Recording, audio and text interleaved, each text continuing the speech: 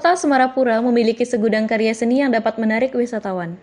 Sebagai pusat pemerintahan kerajaan di Bali, tentunya kota kecil ini mewariskan satu kesenian yang menjadi ikon daerah tersebut.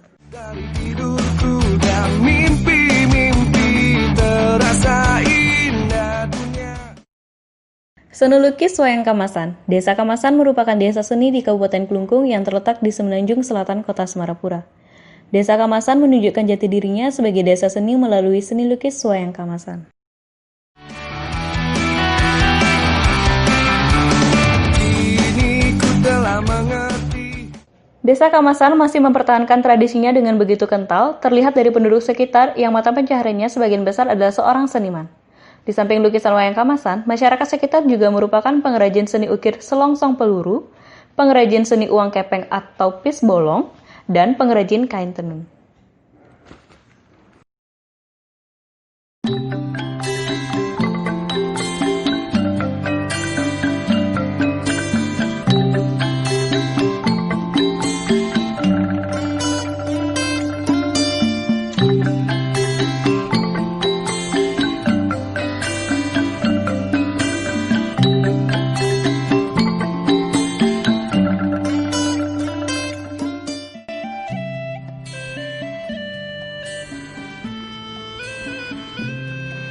Desa Kamasan sebagai desa seni di Kabupaten Klungkung memiliki ciri khas yang menjadikannya sebagai ikon destinasi pariwisata. Seni lukis Wayang Kamasan memiliki ciri khas yang tentunya membedakannya dengan lukisan wayang pada umumnya. Dari segi bentuk, pewarnaan, dan kanvas yang dipergunakan.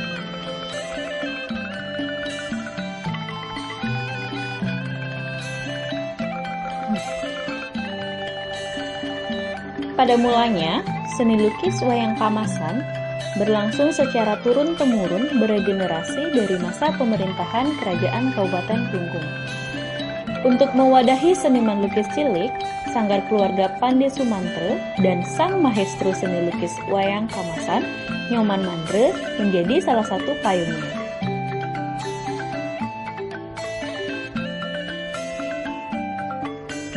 Bentuk lukisan Wayang Kamasan tegas dan kaku, mengadaptasi penuh dari penokohan wayang kulit.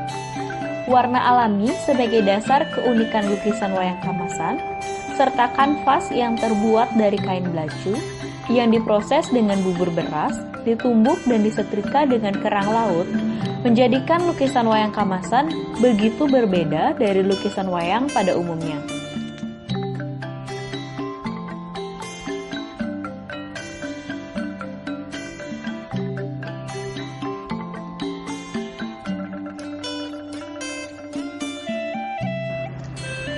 Pemasaran lukisan Wayang Kamasan sudah memasuki pasar internasional. Hal ini karena banyaknya wisatawan yang tertarik dengan keunikan lukisan Wayang Kamasan. Dan dipertegas pula dengan bukti nyata bahwa lukisan Wayang Kamasan menjadi salah satu interior bangunan bersejarah di Kota Semarapura. Langit-langit Kertagosa menggunakan interior lukisan Wayang Kamasan yang menjadikan bangunan tersebut begitu klasik.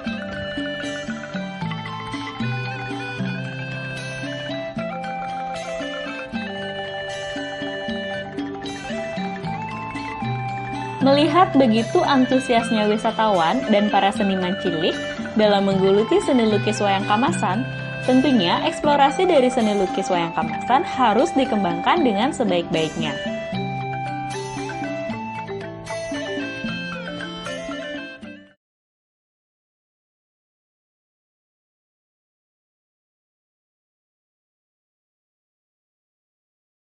Kalau keunikan Wayang Kamasan adalah pertama adalah garis, yang keunikannya kekuatannya adalah garis, pewarnaan, dan finishing itu. Keunikan yang lain adalah pertama adalah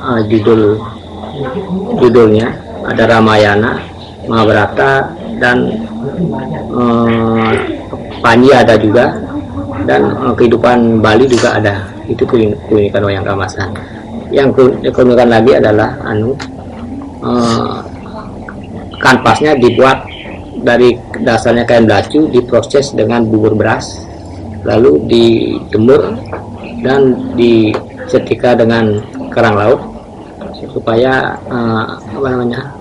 supaya licin dapat diproses untuk melukis. Itu keunikan wayang kamasan. Dibuat dengan warna-warna tradisional ada juga, dan warna-warna seperti cat air juga bisa. Itu keunikan wayang kamasan.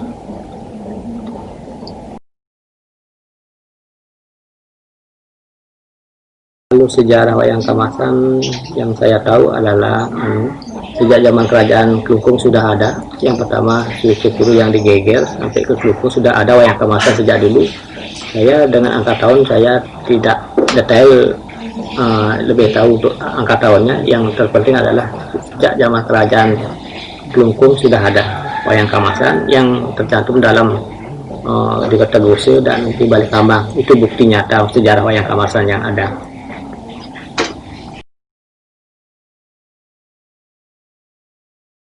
Kalau dia mulai melukis awalnya sejak kelas 4 SD sudah belajar melukis. Diajarkan oleh adik bapak saya, Pak Nyaman Mandre, yang tinggal di Banyarsangin Kamasan. Dia mempunyai sanggar lukis tradisional. Saya bergabung di sana sama teman-teman yang ada di Kamasan. Kurang lebih berjumlah waktu itu 50 orang kurang lebih.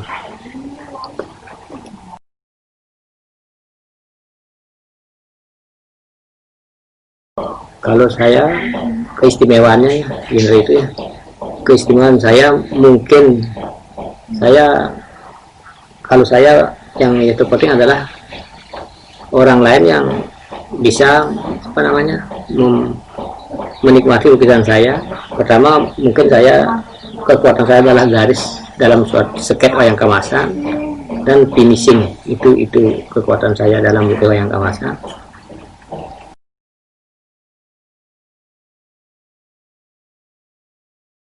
Kalau pasarnya, kalau saya sendiri ya, saya sebagai pelukis, kalau pasarnya pertama adalah dari ada tamu-tamu yang datang, ada juga lewat pesanan orang-orang, ada orang Bali, ada orang Jakarta, ada juga orang luar negeri juga ada, tapi lebih banyak orang-orang Bali yang pesan untuk dekorasi pura dan rumah. Ya.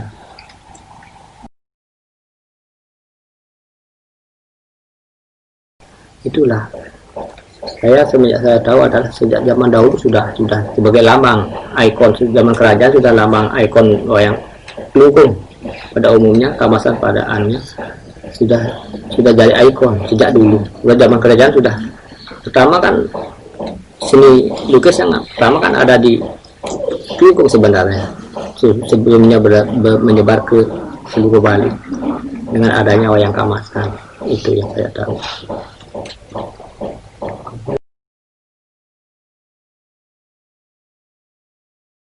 Ya, kita saja kita bisa melukis pertama kan karena ibu saya bisa melukis, lalu diajarkan oleh paman saya namanya Pak Nyaman Mandre. Boleh dikatakan wayang kamasan adalah turun temurun. Sekarang wayang kamasan adalah perkembangannya adalah harus ada regenerasi supaya tidak lama-lama tidak kehilangan, supaya ada yang mengikuti jejak-jejak leluhur dan jejak kami sebagai orang tua, dan digariskan kepada anak-anak dan anak saya dan ponakan dan lingkungan yang ada di sini.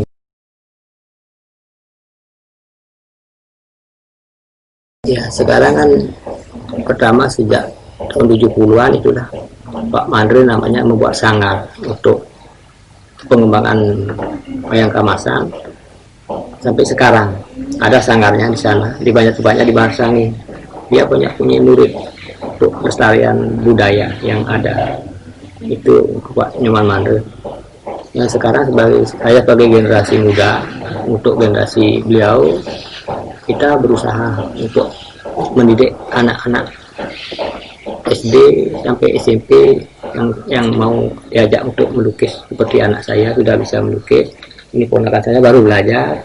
Ada lagi teman-teman anak-anak saya, ponakan saya yang ikut ingin belajar melukis, saya ajari.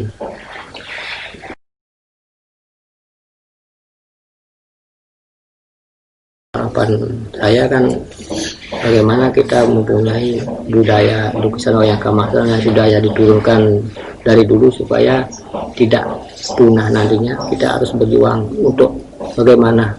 Pertama kan kita sebagai insan lukis wayang kamasan, kita berjuang untuk memberikan pemikiran-pemikiran kepada teman-teman, terutama kan cita-cita saya kan Pak Man sudah tua, lalu kita sebagai generasi mudah-mudahan tercapai pemikiran dia yang mau meneruskan perjalanan beliau sebagai anak didiknya untuk pengembangan wayang kamasan.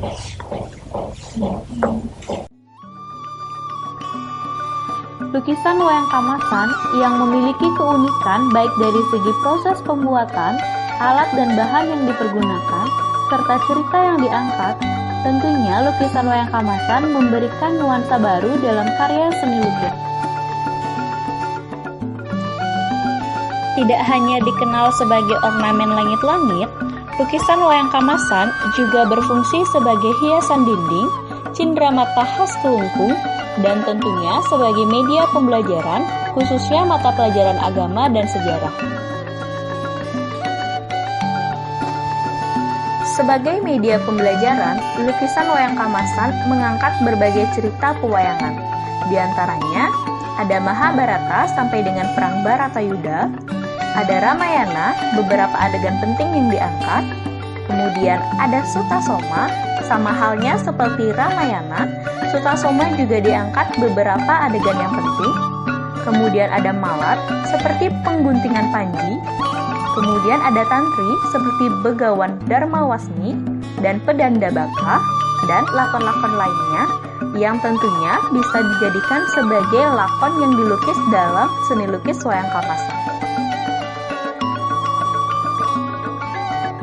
Dalam lukisannya, tidak secara keseluruhan menceritakan kisah dari lakon-lakon tersebut, melainkan beberapa adegan atau kisah yang dianggap penting oleh si pelukis.